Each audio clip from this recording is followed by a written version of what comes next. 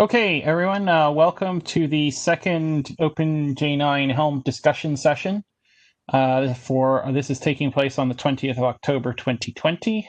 So in the last meeting, we had a very good discussion around the Helm contribution.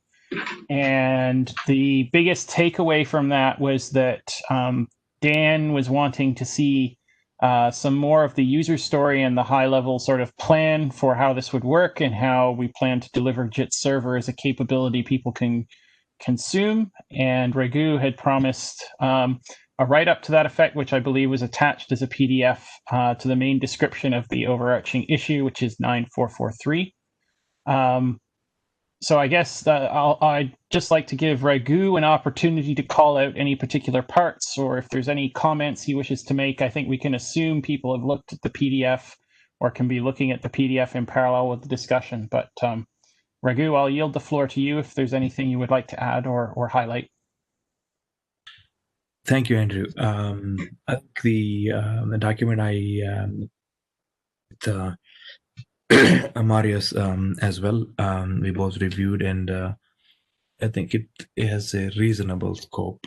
We could, keep expanding it, but I think keeping reasonable and trying to deliver some of them, and then coming back to it to see if the scope needs to be changed makes sense, in my opinion. So that we could start with. The process was good. I think we are able to capture a lot of things there, and hopefully it gives a better view of some what we are delivering and how we are planning to deliver them. With that, I think I still see some questions coming from Dan, and I see replying to them. I need a little bit, although I did see some of them, I haven't replied to them. But what request from this meeting is to sort of come up with to-dos next, so we can move forward. And I also want to sort of understand if anybody has, including Dan, has any kind of fundamental objections or concerns than being able to give a view of the roadmap and user experience. If there's something like that, we can also be upfront with it and discuss it. And I'm really hoping we get some to-dos to sort of move forward. Yep, I think that sounds very good. So thank you for that introduction, Raghu. And I guess, Marius, did you want to add anything since you were involved with that, or are you happy with that? And we'll begin discussions and questions. We can begin discussions. Okay. Good. All right, well, I'll throw the floor open. Dan, I'm sure, has some comments or questions that he would like to pose, but the floor is open for anybody. So I'll just open the floor now. Thanks, Andrew, and thanks, Raghu and Marius, for putting the document together. I think that's certainly clarified some of where the confusion around this has been, at least for me. With looking at the document, I had put some questions in yesterday, and Marius, thank you for the very fast response with the answers on that. And then following on from that, I think the major, and as I outlined in my second last comment in the issue there, I think the fundamental disconnect may be related to how we're viewing JIT server being deployed. So when I read the document you guys put together, there are sort of, it's very clear that you see JITs, or sorry about that. Let me rephrase that differently. One of the ways to deploy JIT server is as a managed service. And when I read about the Jenny persona as an OpenShift admin or build captain, it sounds like that's the persona she embodies, is somebody in charge of running JIT server as a managed service that various applications can connect to. Is that an accurate Yes. description? Yes, that is the only use case that we have described in more detail here. So that it's not a managed service as in a managed by a vendor service. This merely describes a production environment where deployments are usually not, production are usually done by a build team and not by the development team. So usually there are two clusters. One is actually three clusters, but test cluster, development cluster, and then basically it's called a pre-production cluster. People call it development, pre-production, and production. So they have to kind of graduate from one platform to the other. But when we talk about JIT server from a customer point of view, the usually the offering or the actual solutions usually talk to the production environments. In there, usually an admin or an admin could be a build team, a team of people. They manage the actual deployments, and developers deploy even their own applications, let alone JIT server. So this is environment. Sorry, Raghu, I don't know if it's my connection or your connection, but I'm getting a lot of skipping when you're talking. Is that anyone else running into that problem with? Yeah, I hear it too. Yeah, I'm hearing it as well, unfortunately. I was able to follow most of what he said, but if there's particular points that you need picked up on, perhaps you could just call those out if there were segments you couldn't understand. So let me paraphrase what I heard, Raghu, and you can tell me if I've misunderstood. The model you've talked about is a standard deployment with a test cluster, a pre-deployment cluster, and an actual production cluster, and you see the JIT service being managed by an operations team that owns the production cluster, and that that operations team treats the applications deployed by their users as end users, and they provide a service within their own cluster that manages all of the JIT server deployment. Okay. Yeah, that's how a typical enterprise environment works. May it be on the cloud, even if they may have rented it in a pub, or they have it on their own on-premise cloud. Rest of the things are only specific to development, in which case only thing that changes is the developers take on the admin's role. So it's a role swap when we, for example, a development cluster. Still people have to do it, but basically developer is doing everything. In that case, it is the job of the admin, in our case doing JIT server deployment, in addition to the development coding that they do. So the remains the same, only the roles take up additional roles when developer does the deployment. Okay, so I think I understand the model you have in mind now, and it's certainly one model. I think some of our confusion has come in with, I've been looking at it more as a DevOps style deployment, where the dev team is also the ops team for their service, and they own deployment of the pieces that they are able to manage. So they would manage and own their own JIT server deployment as part of running and deploying their application. A lot of the capabilities that both sides need are, very similar, but things like the version mismatch between the the application's JVM and the JVM for the JIT server become a bigger deal when providing a centralized service versus one that's deployed by the application team. So that I was actually I put together some of the DevOps teams for DashDB and SQL. I looked at before, some from my previous experience. even though DevOps teams do the work, there still are those roles, and there are certain people identified to kind of make sure that there are checks and balances when difference between the development environment and production when a DevOps team does this. So the model that I explained is actually the DevOps model. That the way the DevOps model works is that there's a test system, system, and there is a production system, and it graduates, and somebody takes on the role. Somebody has to approve, has to go through the when updating a production system.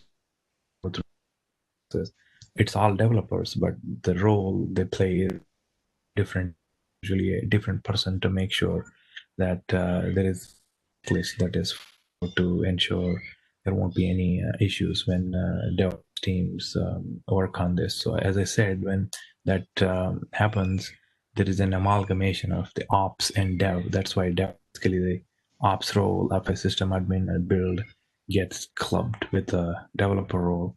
And in this description, we have not described the development role, but the actual deployment, which is the ops part of it.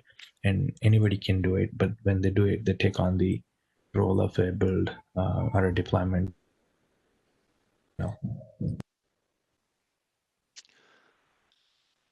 Let me ask this another way then, just to make sure that we're moving towards a common understanding. Do you see this JIT service as being shared across multiple applications or specific to a particular application? Or do you see there being no difference? It can definitely be shared by multiple applications. Yeah. So the technology allows that. It's more of a scalability issue.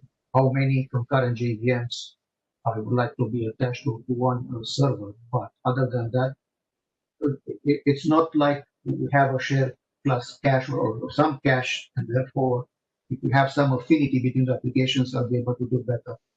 With no cache at the server, it's not important which JVM, which applications are going to be connected to a particular server. Okay, so you see this as a cluster-wide service. Yes. That's shared by all applications that are deployed into that cluster. Yes. Okay.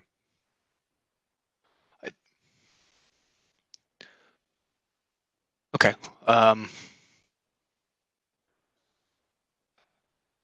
So is your concern there, Dan, the coupling of the application and the JIT server, or more the compatibility of the server across applications that may be on disparate levels? Or because that seems to be the heart of what you're driving at least in my reading of it. Perhaps I misunderstood. So the compatibility concern is a big one to me, to be able to provide that service. Ideally, that service would then be responsible for finding the matching JIT server for the particular version that the user was using. So I think adding some kind of awareness of that into this document, is one of the to-dos we can take away from this. While I don't have much experience with how things are managed in the cloud, I see JIT server in a way like a microservice. So it has the same advantages and the same disadvantages. And one of the disadvantages is the versioning, which applies very well to a microservices approach, where you can have different versions for different parts of the same application. And the way that problem is dealt with, we can do the same. So I'm not entirely sure how. I had a quick question. Can you repeat what you said, Dan? I'm just trying to make a note here on what is the thing that we need to add. How to deal with the versions? Yeah, the version mismatch between the client and the server. As Marius says, that may be, and Marius, correct me if I misunderstood you, it may be handled simply by indicating that you're going to deploy a version 0.22 of this and a version 0.23, and anybody who's deploying a JVM with 0.22 needs to know that they attach to the 0.22 service, and the Yeah, so we'll have to identify what's the best practices for versioning in terms of microservices and do the same work. So what we have done so far is to connect information in the name that we give to the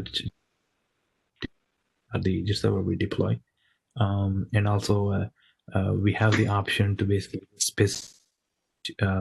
when they say Helm install, they could just say Helm install Java 11 or Helm 8. That way, the chart picks up the right platform for the right platform where they are issuing this command. That is there, but multiple applications are at different levels. I think we added some information there as to how they can in the document and how they can pick the JIT server. But I think I will try to add some more. And there was also an idea that we could come up with a tool that could suggest the right JIT server to use. Basically, some orchestration around there to help the situation. But until then, I think a documentation makes sense. I'm going to add that in. Yeah, so manually, for sure, it can be done. So having an admin that knows that now this application is going to be upgraded to 0.24, then I have to launch a server 0.24, and he will do that. He will make sure of that. Now, if we want to go from manually to automatic, that's a different story, and I don't know yet how to handle that. And if there are best practices in the microservices world, again, we could use the same approaches. Okay, so I understand the model you're pushing for. I think the other thing that's really important for this is to take a look at this from the developer perspective in this, because that's the group you're going to need to get the initial buy-in to start playing with and testing this out.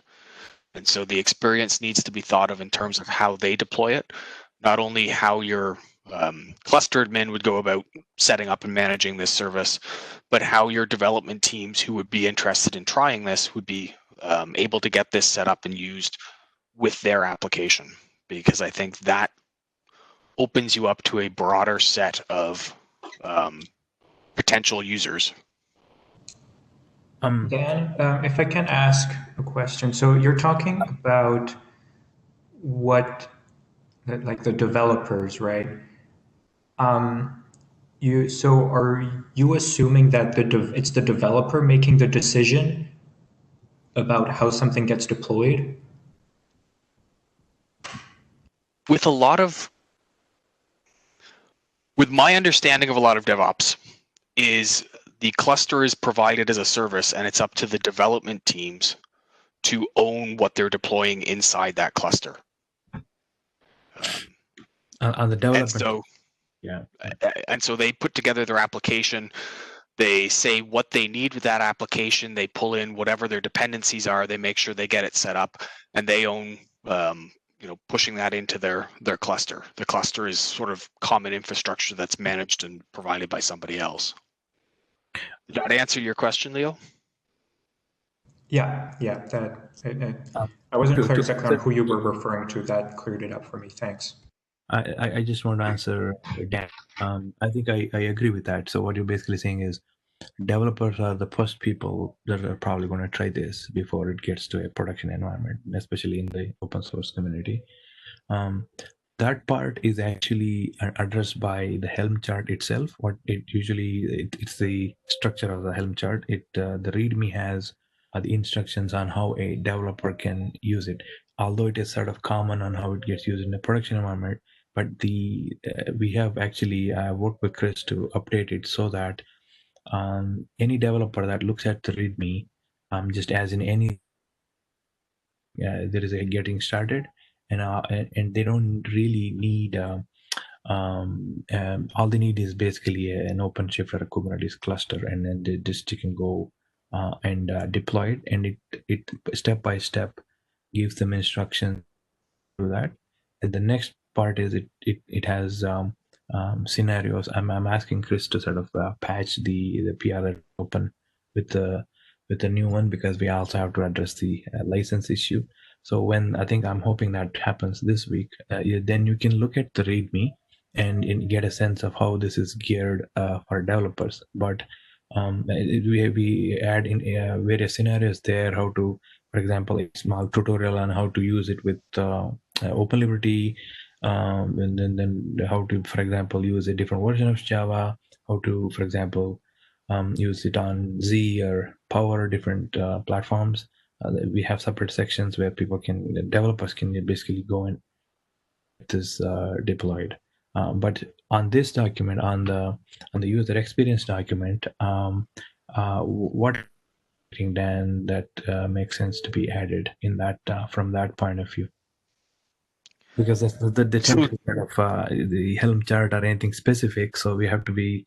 I have kept it a little general, or I can point them to this particular thing. You can, for developers, can refer here to see how to get started, something like that. So the key pieces for me coming out of this user experience document is to have a good understanding of what those experiences are, and it sounds like you're listing them as being detailed and outlined in the Helm chart README. So the initial install, dealing with upgrades, dealing with bringing down old versions of the chart when they're no longer needed, right after you've done the upgrade to a new service level. Yes. So, and many of those are the same things that your OpenShift admin build captain is going to need as well. So I think focusing on, I don't think we need this to be able to accept the Helm chart, but I think it would really help for people who are new to JIT server to have some of these experiences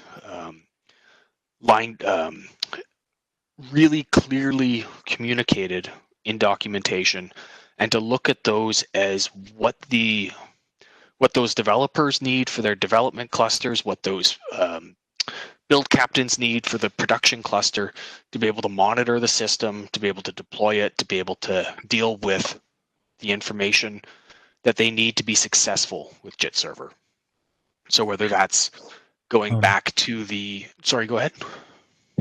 So I'm trying to phrase phrase that in my words. So the developer experience we need to add some information on the scenarios for developers, so they can get a sense of that in the user story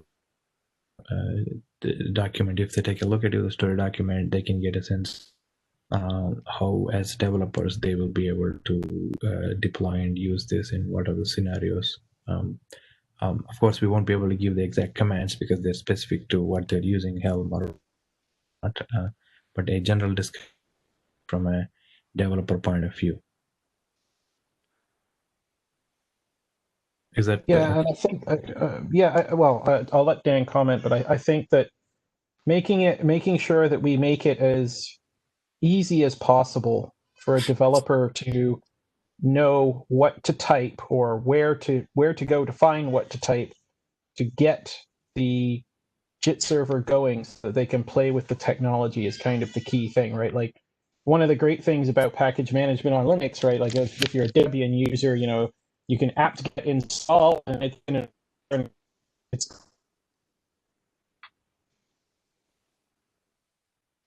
Helm thing, Helm add whatever, or Helm whatever, and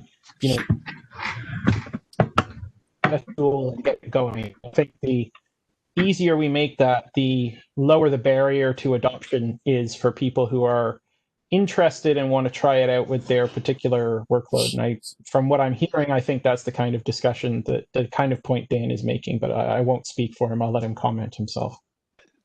So thanks, Andrew. That's certainly half of what I think is important, is making it easy to be able to get up and running for developers. I think the other piece of that is focusing the development efforts around the right pieces and the right order of features and deployments. So as we look at this, we talked about, what do you need to do to deploy it? What do you need to do to upgrade it? Those are certainly commands and experiences we need to be thinking about. But then we also need to be thinking about some of the other goals in this document as well. It starts off talking about the one of the goals is being able to pack your application in more densely. And to be able to succeed at that, you have to know how much less memory you're going to be using, so you can set the requests and the limits appropriately. So Dan, if I can rephrase your question a little, I think what you're asking is, it's about simplifying how a user reaps the benefit of using JIT server, right? It's simplifying as much as possible for the user how to get to a point where they're getting the benefit of a JIT server. Yes. In an ideal case, for example, it would be they don't even know what a JIT compiler is. They just know that they need to do this thing, and magically everything is going to start using less memory. Is that kind of where you're going? I was with you until you said magically, but yeah, right. It's the how do you set it up so they direction, right? Yes. It's how do you set it up so that you get the benefit of using JIT server with minimal amounts of work or knowledge of how the internals are what the internals are doing. And as the development team, as you look at what you are adding, because you're adding some amazing technology, but you need to look at it from the point of view of the people who are going to be consuming it. What do they need to make it consumable to them?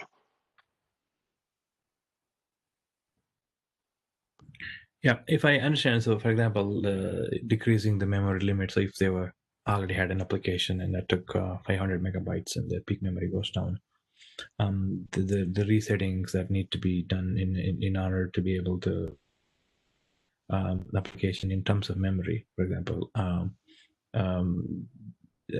that needs to be defined in the user experience document or the user story document. That makes sense, actually. I am going to do that. And in the documentation, however, in the Helm chart, so we are going to add a section. I have to double check if we had the section. The reason this is all looking this way is we had a different way of presenting things.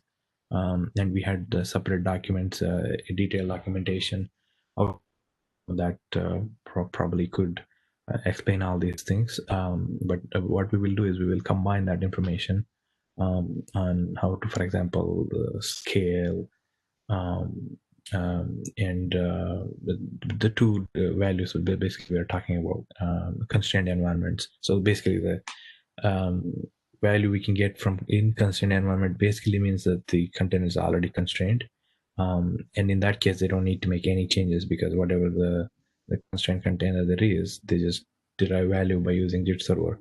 So nothing needs to be done in that case.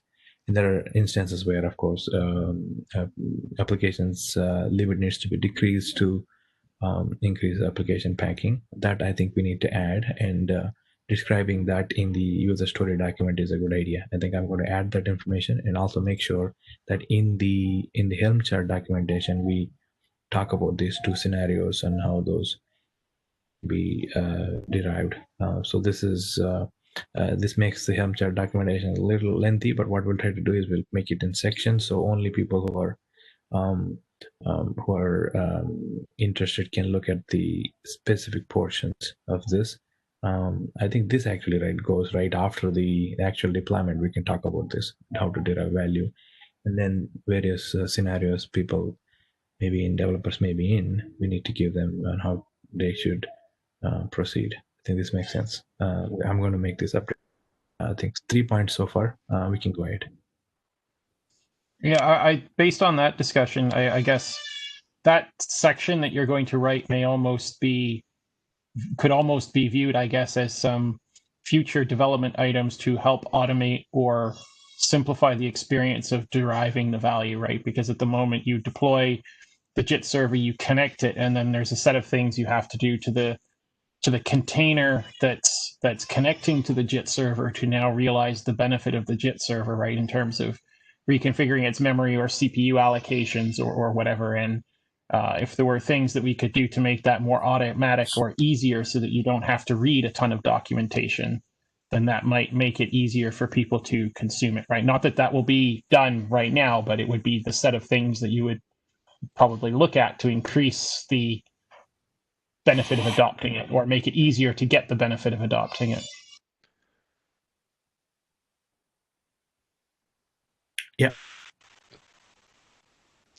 And then I guess another comment is I'm looking at the final section in your document where you list some extra things we can do, and I don't know, is that a priority ordering among those items, or is that just a list?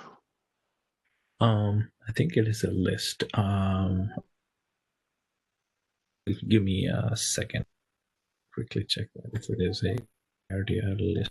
Because first 2 or 3 they do look like they're prioritized. Yes, so it's a list. It's not. I would move in terms of priority. I would move some of the operations higher. The first 2 or 3, it's the right order, but after that, it's not necessarily the right order. That's accurate. Yeah. Yeah. Okay. Because I see number 3 is really important. Either doing that automatically in the service or providing a way to help recommend the right option to pick. And I think number 8 as well, the analytics and the monitoring support are going to be critical for people as they try to get the value out of this.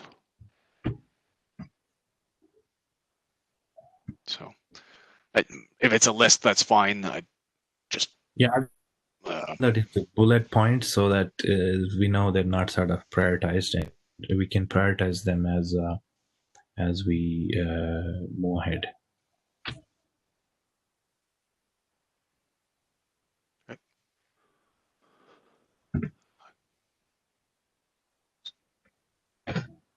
So I think that clears a lot of the confusion we've had or I have had in this discussion up until now. I think on that basis, I'm okay with proceeding to review the Helm chart once the updated version with the licensing fixes and the longer README gets added. Awesome. That patch and update happens this week. I'm going to talk to Chris. He works later part of the week. I have some deadline by end of this week to complete, so I'll be a little bit busy, but I promise to make this document update as soon as possible with Marius to kind of update that, and also I'll update the issue with the answers. And on the license side, I answered Andrew's question. We regenerated the template and ensured that the tool itself is Apache 2.0. And I also checked some of the vendors, such as EM, and they also tend to use the Helm chart, release the chart itself under Apache 2.0. And their own software under their own custom license. So there is a precedence to this, but of course there will be a verification on this one going forward too. So I think it sounds okay for me to move ahead at least, and then let the Eclipse OpenJ9 group do the validation when the time comes to that. If there is no objection based on my comments there. Yeah, okay, thanks for that, Raghu. It is good it will be very good to have the source of the license and all of that and the provenance all sorted out. That will help. I think there may be a discussion to be had by the committers or possibly the project lead like Dan with Eclipse, since normally our contributions would have to be under the project license, which is the dual license including EPL. We'd have to see if we can accept that with the standard dual license, and that may work. Otherwise, we'll need an exception, I think, to be able to have that as a separately licensed component, and would have to be handled separately. Isn't that right, Dan? Yeah, I think when we open the CQ with Eclipse, we'll have to work through whether we can license this only as Apache or whether it can be done as Apache and EPL v2. So if you have examples of other Eclipse projects that have Helm charts, that would certainly help, because we can probably find what process they followed and piggyback on that as well. Yeah, I think I need to. I looked at only other independent vendors or third guys that use Helm chart. I need to look at Eclipse on Helm charts. I will do that. Okay, sounds good. I did have a follow-on thing. There was at least mention in the user document, I think, of Odo, and there were a couple of other sort of CLI, the possible, like the Odo CLI integration. There was talk about potentially certifying this stuff with particular cloud platforms. I know that I'd raised a question around that as to whether it fit within the source-only charter for the project. I assume, Dan, that that's still a discussion that needs to be had for that stuff. Yeah, so that one particularly, I thought applied to the operator. Yeah. And so my current understanding is the operator would not, it would be a stretch for us to consider that as a source-only contribution. And so we'll have to work that out, and whether that means a change to our charter or exactly how we'll handle that is still to be determined. Actual operator image won't be in the source repo. That's only source code will be in the repo, and so the operator's image itself, operator's code will be in the repo. And what happens is we generate an image, and that sits outside probably in an adopt OpenJDK Docker place where that resides. In that sense, the repo itself is only source. The repo is only source, but my understanding of our current charter is we are a source-only project, so we don't produce binaries. If the operator binary is produced by adopt or by someone else, that would be acceptable, similar to how adopt currently produces builds for us. Yeah. That is the plan, basically. So the operator image will have to come off the build process of adopt and reside in adopt's repositories to be used. So that would be a separate discussion with the adopt community as well about how we want to handle that. Yeah, I think we need to open an issue for that, because I think Chris has a sample operator, although it might need to be updated now. I think it's good to start an issue and see where things can go, and those where those images can be put. I think I'll try to open an issue, because that can be done. Yeah, and it may even make sense that if they're going to be the ones that are producing the image and are managing that build and all of that, that the operator itself may make more sense there, because it will be coupled to that process, right? Which OpenJ9 doesn't control or own, right? They're a consumer of OpenJ9, and we help them and collaborate with them, but they're their own thing. We build a source project that is a JVM. What you do with it, that's up to you, right? And adopt is one of those people who takes it and does something with it.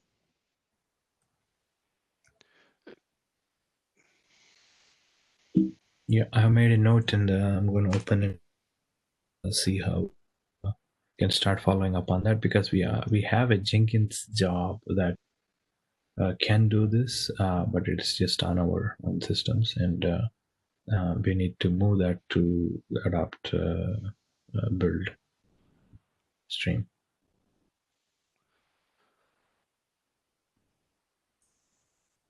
Does that then mean that certifications or registering those things with vendors like Red Hat would then be something that Adopt would be doing rather than OpenJ9 if they're the ones that are producing the image, because again, if they produce the image, it's not really for OpenJ9 to register it or advertise it, right? They're just a consumer of our project at that point. I actually there is no certification is required from Adopt point of view. As long as we produce an image and we put it, that's good enough for its use. But for use on OpenShift, Red Hat has some restrictions on what kind of images there should be, and it needs to go through a scan in its own Red Hat's repositories, and they allow people to put their operator images in Red Hat repositories too. What that does is it gives visibility because it shows up as a tab, like a card, in the group of available operators for Red Hat.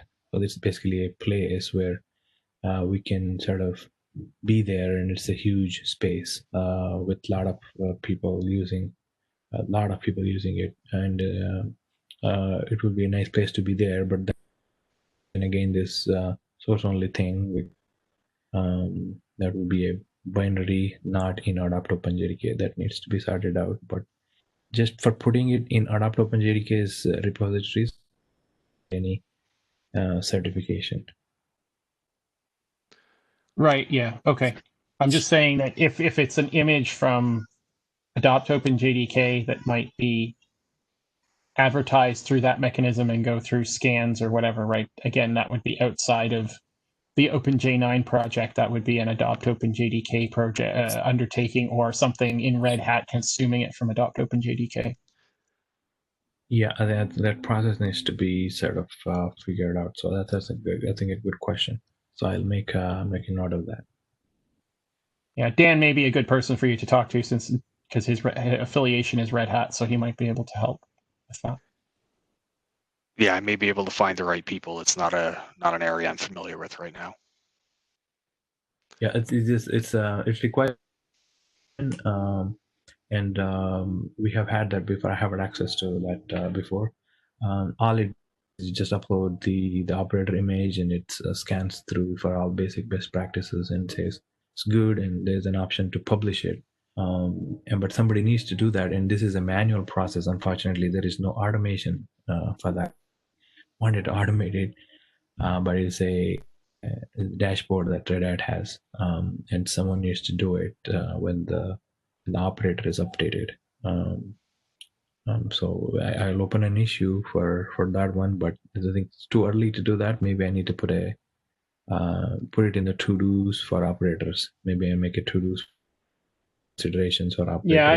Yeah, I think the story around how the image is going to be built and who's going to build it and that kind of thing needs to be worked out. And then once you know that, then perhaps Dan can help hook you up with somebody at Red Hat to figure out what the right way to try and go about getting that consumed into their platform might be. It certainly doesn't sound like something that the OpenJ9 project itself would be doing. Yeah, I think let's get the operator, figure out where it's going to be built, actually develop it, and agree on what's in it, and then we can figure out about certifying and where it would end up, and how that process would work. Let's, rather than getting worked up on that piece before we have anything to take forward. Yeah, I agree. But just I'll add this information somewhere. People are aware and can consider this at some point. Thanks, Raghu. I think that's a good way forward. So I know the group of us have been talking a lot, but there are others on the call, and I just want to pause for a minute and give them a chance to raise any concerns or comments.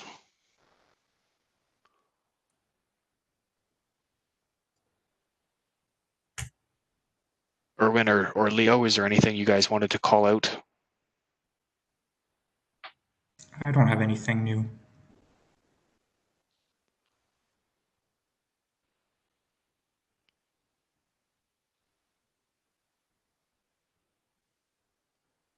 You might not be working, but nothing on my end.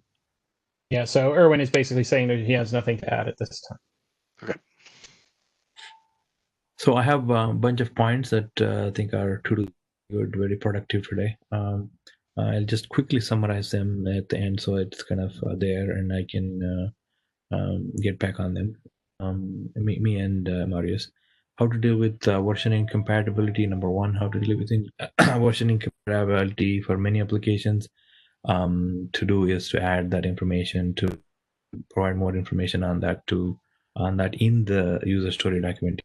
Number two is developer experience. We need to add a perspective from developer point of view on how they can use how they can deploy Git server as a developer, not as a builder, build captain, not as an admin. So we need to make this update to user story documentation. Of course, that needs to be considered as well in the Helm README. How to derive the number third is how to derive value by making right set, etc. This information sort of needs to go both in the user story as well as a section in the Helm README, so that they can follow that after the Git server is deployed. And with these changes, Dan is okay with reviewing Helm chart once this patch and these updates are in, hopefully this week. The other things that we need to consider is, of course, the one. The immediate concerns are resolved, but one thing that to look at is how the Eclipse owns Helm charts deal with the license and update that in the issue. And if that is in good shape, I think we can move ahead, and there will be a review at some point to see if everything is all right later on. The other couple of issues to keep in mind are the generating of image through Adapt OpenJDK build process and storing them in Adapt OpenJDK repositories. And there are some other considerations for operators that Andrew and Dan were mentioning, is the putting operator image in Adapt repo is fine, but on Red Hat and maybe getting a scan on the Red Hat requires manual processes, and for that we get to that when we look at the operators, and Dan being part of Red Hat can probably give some directions on how to proceed when we get there. And this is the summary. I hope that makes sense to everybody. Sounds accurate to me. Sound good to you, Dan? Yep, sounds good. Okay. I guess before we finish up, I'll just ask the question of whether people feel we should have another one of these discussions, or if we should just move the status updates now back into the community call, because it sounds to me like the points of major discussion that we were having have kind of resolved, and that there's a concrete to-do list, and that there's a PR that is now going to be made ready for review in the short term. So I'm kind of in favor of moving it back to the community call, because we probably don't need this length of time, but I'm willing to hear other opinions. That makes sense to me as well. Yeah, agree. Yeah, agree. Okay, so we'll call this the last of the Helm discussions, and on the community call tomorrow, I will advise that we have decided that there is no further need for these, and that we will just have the updates and minor discussions in the community call itself as needed. Okay. Sounds good. Thanks for facilitating these, Andrew. It's definitely been appreciated. No problem at all. My pleasure. It's some great technology, and it's been really great to see everybody come together and work out the right way to do this. So thank you, Raghu, for your openness to receiving input from the community and for working with us. And I'm excited to see where this goes. I think we're on a really good trajectory now. So I think this will be really cool when it gets out there. All right. Thank you everybody for your time and being able to for helping come up with this concrete to-do list today. Excellent. Okay, well, with that, I will end the recording and we will close this call. So thank you, everyone, for your participation and for your time today, and see you on the community call tomorrow. Thanks. Bye-bye. Good day. Bye. I know.